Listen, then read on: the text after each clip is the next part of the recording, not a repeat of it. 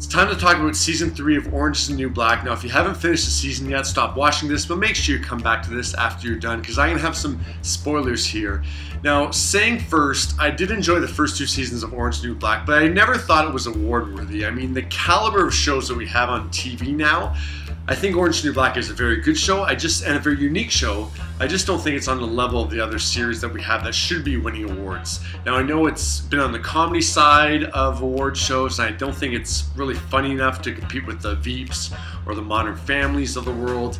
But then on the drama side, I don't think it's substantial enough to compete with shows like, I mean, when you compare Orange is the New Black to The Good Wife or Mad Men or Game of Thrones, I just don't think Orange is the New Black is that powerful to be competitive with those people. So saying that first about the first 2 seasons, but here we go with Season 3. I have to say I think this is the weakest season the show has ever done.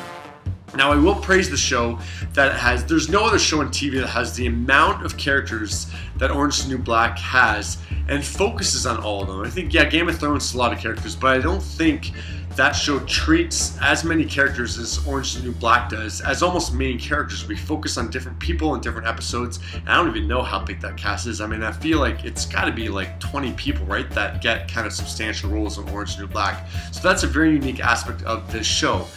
But I think what's happened in Season 3 is the show has just kind of settled into day-to-day life in prison, and there's really not that much going on. I think that starts with our main character, Piper. Love Piper, but I think this is the first season that she's just kind of living life in prison. I thought with the first 2 seasons, she still had a connection to the real world and was still trying to get out of things and wasn't used to prison.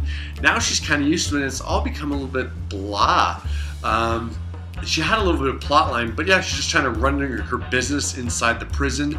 I don't think she has any chemistry with Alex. I know they brought Laura Perron back. I guess that's a big fan favorite. I don't see the chemistry there. I don't really enjoy their relationship, and I really don't think it brings anything to the show.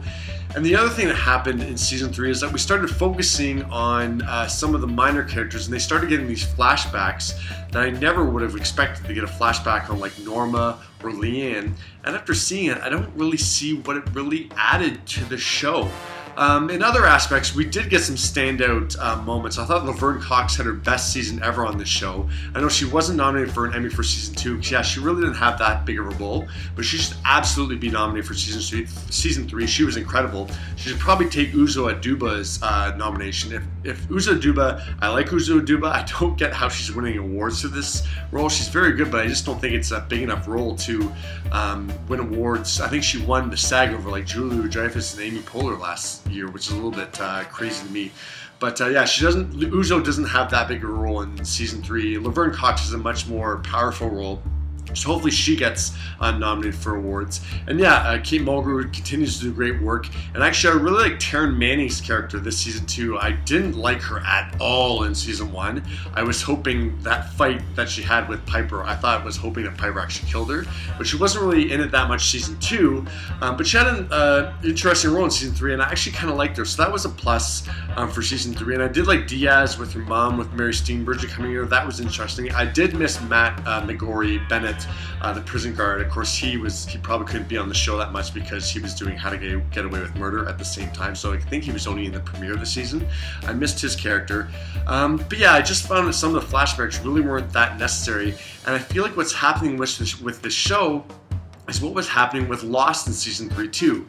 In Season 3 of Lost, we were getting these flashbacks, and in the first 2 seasons, we're getting flashbacks that really helped us understand the characters. By Season 3, we were getting these flashbacks that really didn't matter at all.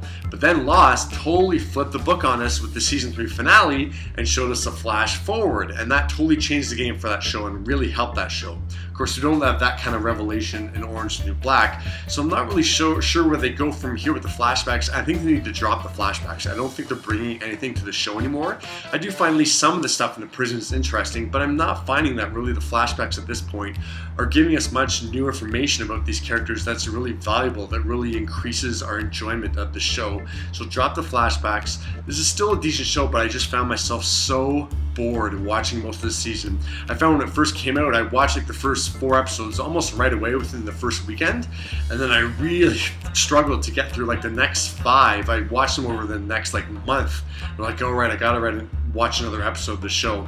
And then I just got to the point like, okay, let's just try to finish out this season.